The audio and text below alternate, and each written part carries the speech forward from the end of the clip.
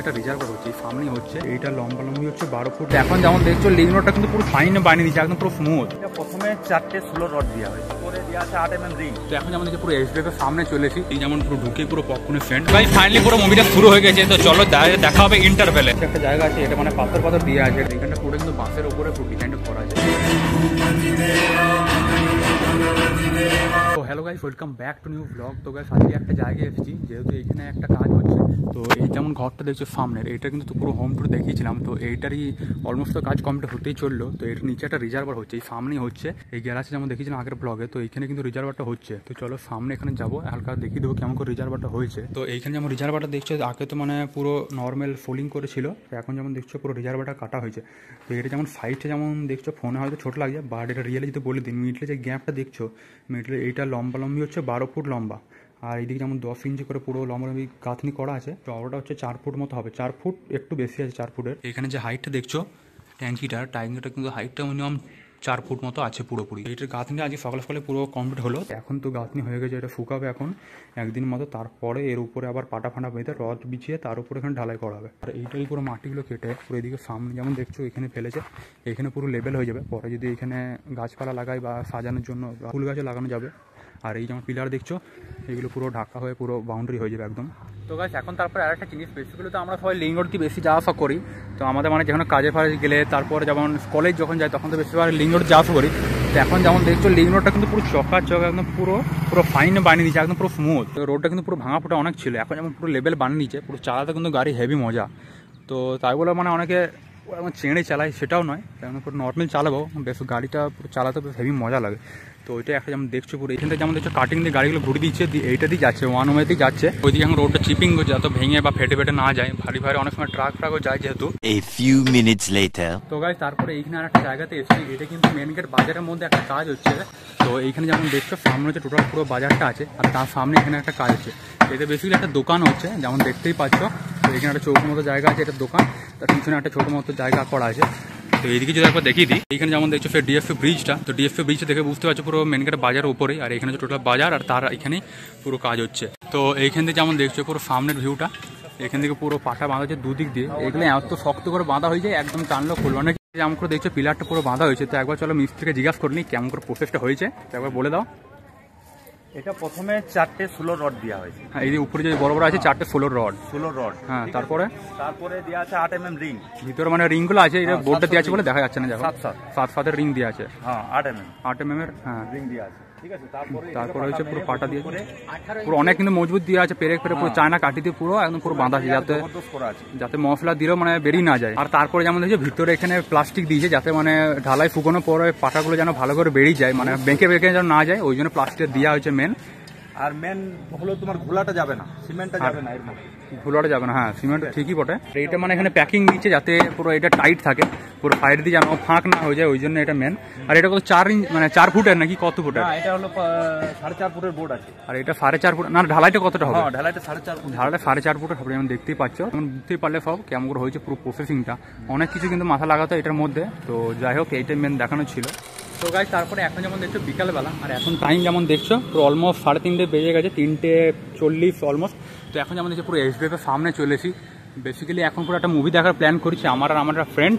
তো এখন যেমন দেখছো আজকে একটা না 2-3 দিন আগে যেমন 14 তারিখে বেরিয়েছে চাভা বলে একটা মুভি, ওইটা দেখার জন্য এসেছি। তো এখানে যেমন দেখছি সামনে পুরো পোস্টার লাগানো আছে, হেভি লাগছে। এখানে আন্ডারগ্রাউন্ডের লিফটে এইবারও খারাপ, তো আমার ফ্রেন্ডটা গেল নিচে আন্ডারগ্রাউন্ডে আমার রেখে, তারপরে এইটা দিয়ে ফেরি আছে, এটা দিয়ে উঠে চলে আসবে, তারপর আমরা এইটা দিয়ে এন্ট্রি করবো।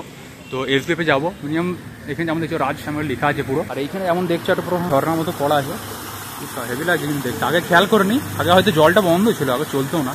তো যাই হোক, আর এইখানে যতগুলো মুভি দেখেছি মানে মিনিমাম 7-8টা মতো টোটাল মুভি দেখেছি, তো সবগুলো কিন্তু এসবিএফে দেখেছি। মানে এসবিএফে মানে থিয়েটারটা হেভি মতো।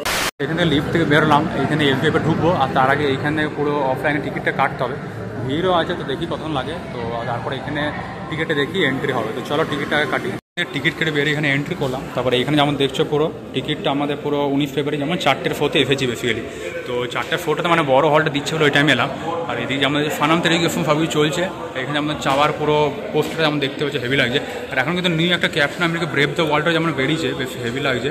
তো এখন ওল্ড ক্যাপ্টেন আমেরিকা বেশি ভালো লাগতো নিউটার থেকে। আর এদিকে যেমন পুরো ঢুকে পুরো পপকর্নের ফ্যান, পুরো একদম বাটার দিয়ে পুরো যেমন দেখতেই পাচ্ছি পুরো আর এদিকে যেমন দেখে পুরো চাবার পুরো স্ক্রিনিংটা চলছে এখানে। তাও তো গাইস এখানে ভিতরে ঢুকে তো ওইদিকে কটা ফটো তুললাম। এখানে যেমন দেখছো চাবার যে পোস্টারটা আছে ওটার সাথে, তো তোমরা দেখা একবার স্ক্রিনে। আর তার সাথে এবারে চলো, এবারে স্টার্ট হয়ে গেছে আর অলমোস্ট যেমন দেখছো আর 5 মিনিট টাইম আছে। তো চলো এবারে ঢুকে যাবে এবারে। আর এখানে যেমন দেখছো পপকর্নের সব এরিয়া আছে, এখানে কিন্তু সেন্ট হেভি আসছে পুরো পপকর্ন, একদম পুরো বাটার না কি দেয় নাকি? কি খাবি? এক একটা 500 টাকা করে নেবে এক একটা। তো চলো এখন দেখছো পুরো ডার্ক ডার্ক একদম, এখনো মেনলি পুরো স্টার্ট হয়নি। চলো ভিতরে যাই। দেখছো পুরো এসবে ভিতরে চলে এসেছি। এখন বেসিক্যালি স্টার্ট হয়নি মুভিটা, এখান থেকে একদম উপর থেকে একদম পুরো হেভি লাগছে, এখন স্টার্ট হয়নি। আর ভিউটা কিন্তু হেভি লাগছে। আর এখানে যেমন নর্মাল ফিট হচ্ছে এগুলো, আর সবুজ আমরা দেখছি এগুলো রেকলাইনার নাকি বলে, যেগুলো মানে শুয়ে শুয়ে দেখার জন্য। তো এটা যেমন দেখতেই পাচ্ছ সেগুলো পুরো আছে একদম উপরে আছে, আর তাছাড়া একদম পুরো নিচে আছে। সামনে যেমন দেখতে পাচ্ছ এখন মেনলি শুরু হয়নি সিনেমাটা, ভালো টাইমে এসেছি আমরা। তো গাইস ফাইনালি পুরো মুভিটা শুরু হয়ে গেছে। তো চলো দেখা হবে ইন্টারভেলে।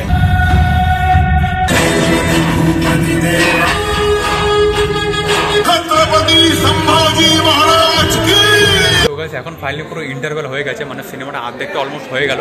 তো তোমার দেখো মাঝে মাঝে একটু একটু ক্লিপ দেখালাম, বেশি তো মানে দেখানো যাবে না। তো এখনও মুভিটা অর্ধেকটা পুরো বাকি আছে, তো ওইটা হয়ে যাক, তারপর লাস্টে তোমাদেরকে একবার রিভিউটা দিয়ে দেবো কেমন লাগলো বা কেমন কী দেখলাম কি বুঝলাম।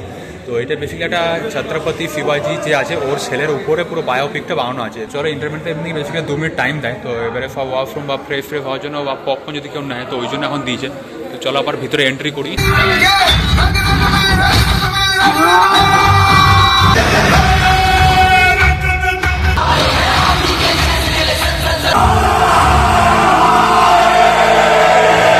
ফাইনালি পুরো মুভিটা শেষ হয়ে গেছে। তো চলো এবার বাইরে গিয়ে বাকি একটু ডিটেলস বলে দেবো। তো গাইস ফাইনালি পুরো মুভিটা দেখা হয়ে গেছে। তো তারপরে এখন এসছি এখন এসডিএফের টপে, যেটা হচ্ছে মরবি। তো এটা যেমন রুফটপ আছে, রুফটপে যেমন ফার্স্ট টাইম এলাম, এটা আগে কখনো আসেনি। রুফটপ আমি ভাবলাম যে উপরটা পুরো ফাঁকা থাকবে, আকাশটা পুরো দেখা যাবে। তো এইখানে যেমন দেখছো পুরো এদিক ওদিকের পুরো ভিউটা পিছনে এমনি এখন কিন্তু পুরো ফাঁকা আছে। আমি তো বেসিক্যালি মানে ঘুরতে এলাম, যা শুনে খাওয়া দাওয়ার জন্য আসছি, জাস্ট আমি ঘুরতে এলাম। তো এতে চলো সিনেমা ব্যাপারে যদি বলে দিই, তো সিনেমাটা হচ্ছে মেনলি যে ছত্রপতি শিবাজি মহারাজ যেমন চেনয় মারাঠি যেমন একটা রাজা ছিল। তো এই চাভা মুভি যেটা ছিল এটা হচ্ছে ছত্রপতি শিবাজির ছেলের উপরে মানে বায়োপিক করেছিল, যেটা হচ্ছে ছত্রপতি সম্ভাজি মহারাজ নাম। তো এর রোলটা করেছে ভিকি কৌশল, আর অ্যাক্ট্রেস ছিল হচ্ছে রশ্মিকা মান্দানা। তো এটা দুজনেই ছিল লিড অ্যাক্টর আর অ্যাক্ট্রেস। তো সিনেমাটা তো বেশ ভালোই লাগলো, ফার্স্ট থেকে এন্ড মানে মিনিমাম 2.5 ঘন্টা 2 ঘন্টা 35 মিনিটের টোটাল মুভিটা ছিল। তো ফার্স্টে যেমন দেখলাম, আর লাস্টের দিকে মানে মেন একটা মানে অনেক মানে কষ্টের একটা যেমন হয় না অমনি টাইপের একটা ফিল্ড ছিল, মানে লাস্টে 8 ঘন্টা 15 ঘন্টার মতো ভিকি কৌশলকা মানে এইটা যদি মেন স্টোরিটা হচ্ছে যেমন আগেকার সময় মানে মোগল সরকার যারা ছিল আগে মানে ভারতে পুরো হিন্দুস্তান রাজ করতো, তো ওদেরকে মানে সাফাই করার জন্যই পুরো এই মারাঠির যেমন এই রাজারা আছে ছত্রপতি সম্ভাজি মহারাজ যে ছিল, এরা মানে সাফাই করার জন্যই পুরো এটা মানে লড়াই ফড়াই যুদ্ধ করে অনেক কিছু মানে করেছিল। তো ছত্রপতি শিবাজি মহারাজ অতটা করতে পারেনি, তারপরে ওর ছেলে আরও মানে বেশি সাহস দেখিয়ে আরও মানে পাওয়ারফুল যেমন হয় না বলতে গেলে, ওর ছেলে মানে আরও পিঁড়িটা আগে এগিয়ে নিয়ে যাবে। তো অমনি হিসেবে বলতে গেলে ওর ছেলে আরও মানে যুদ্ধ করে পুরো মানে দেশের জন্য অনেক কিছু করেছে। তো এটা হচ্ছে মেন। তো সিনেমাটা এমনি বলতে গেলে বেশ ভালোই লাগলো। তো তোমরা যেন অবশ্যই দেখো এটা। তো এমনি এটা 14 ফেব্রুয়ারিতে লঞ্চ হয়েছে, এই খুব জোর কি এই 1 সপ্তাহ মতো হয়ে গেছে অলমোস্ট এদিক বলতে গেলে। তো বেশ ভালোই লাগলো সিনেমাটা। এখানে দেখো একটা পিকচার দেখলাম, যেটা মানে এটা সিনেমার স্টার্টিংয়ের সময় বলতে গেলে এটা যখন ভিকি কৌশল মানে রাজা হয়ে গেল, আর তারপরে একটা মুকুটের ছবি দেখলাম। এটা আমার যতটা মনে হয় এটা ছত্রপতি শিবাজি যে ছিল ওরই মানে মুকুটটা, ওর ছেলে যে সম্ভাজি মহারাজ, তবে ওটা মাথায় পড়লো হয়তো, মনে হয়, এটা জানি না কনফার্ম। তো এটা বেসিক্যালি মানে বায়োপিকের উপরে করেছে বলতে গেলে। অ্যাক্টিংটা যদি বলি, ভিকি কৌশল খুব ভালোই অ্যাক্টিং করেছে বলতে গেলে। এর আগে যেমন ভিকি কৌশল সিনেমা করেছে যেমন শ্যাম বাহাদুর, তারপরে উড়ি দা সার্জিক্যাল স্ট্রাইক যেটা করেছে, এটা মানে রিয়েল স্টোরির উপরে মানে পুরো সিনেমাটা বানানো। তো হেভি কিন্তু বানিয়েছিল, অ্যাক্টিং কিন্তু সেরা করেছে বলতে গেলে। আর এই সিনেমাতেও কিন্তু অ্যাক্টিংটা হেভি করছে, মানে পুরো রিয়েল রাজার ওপরে যেমন হয় বলতে গেলে। লাস্টে একদম মুভির এন্ডে 1.5 ঘন্টার মতো আমার মানে একদম পুরো যেমন লাগছিল, লাস্টে আমি জিপটা একদম টেনে ছিঁড়ে দিল, তারপরে চোখের মধ্যে রড ঢুকিয়ে দিল, তারপরে আঙুলের নখগুলো নাখুনগুলো পুরো একদম উঠিয়ে দিল, তারপরে এত কষ্টতে। তো যাই হোক এটা মানে ভালোই, তোমরা যেন অবশ্যই এসো। তোমাদের তো পুরো মুভির রিভিউটা দিয়ে দিলাম। তো এখানে যদি একটা জায়গাটা দেখিয়ে দিই, মরবিটা ফার্স্ট টাইম এলাম। এখানে যেমন দেখছো পুরো এখানে যেমন লেখা আছে what happens of the rooftop, stage of the rooftop. তো বেশ ভালোই। এদিকে সাইডে যেমন দেখছো অনেক লাইট লাগানো আছে, হেভি লাগছে।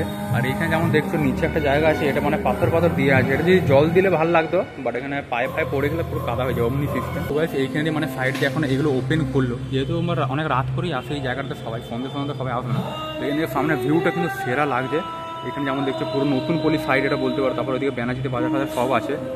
আর এইখানে যেমন দেখতেই পাচ্ছ আই থিঙ্ক এটা হচ্ছে আমাদের ডিএফপির লাইটই জ্বলছে। রাত্রেবেলা বলে একটু ঝিরঝির করছে হয়তো, বেশ হেভি লাগছে কিন্তু ভিউটা যেমন দেখতেই পাচ্ছ। ঠিক আছে, এইটা হচ্ছে মানে মরবিতে এন্ট্রি করার সময়, তো এখন বেরোনোর সময় জায়গাটা দেখাচ্ছি। এইখানে যেমন দেখছো সেই ছোটো মানে ফুলদানি আকারে সব ঝোলানো আছে, বেশ হেভি লাগছে। আর এইখানটা পুরোটা কিন্তু বাঁশের উপরে পুরো ডিজাইনটা করা আছে। তো গাইস ফাইনালি একদম পুরো বেরিয়ে গেছি, এই জাস্ট এইখান থেকে পুরো পার্কিং থেকে বেরোলাম। তো এখানে কিন্তু গাছগুলো দেখতে সেরা লাগে, যেমন দেখতে পাচ্ছ এই ওদিক। তো এখানে যেমন দেখলে সকালে তো আমরা কাজের সাইডে গেছিলাম, ওইখানে দেখালাম কিছু কেমন করে কী হচ্ছিল। আর তারপর এখানে সিনেমাটা দেখলাম, হেভি কিন্তু লাগলো। তো আই হোপ কি আজকের এই ব্লগটা ভালো লাগলে ভিডিওটাকে লাইক চ্যানেলকে সাবস্ক্রাইব যেন অবশ্যই করবে। তো চলো আবার দেখা হবে নেক্সট ব্লগে, ততক্ষণ যেন thanks for watching and by.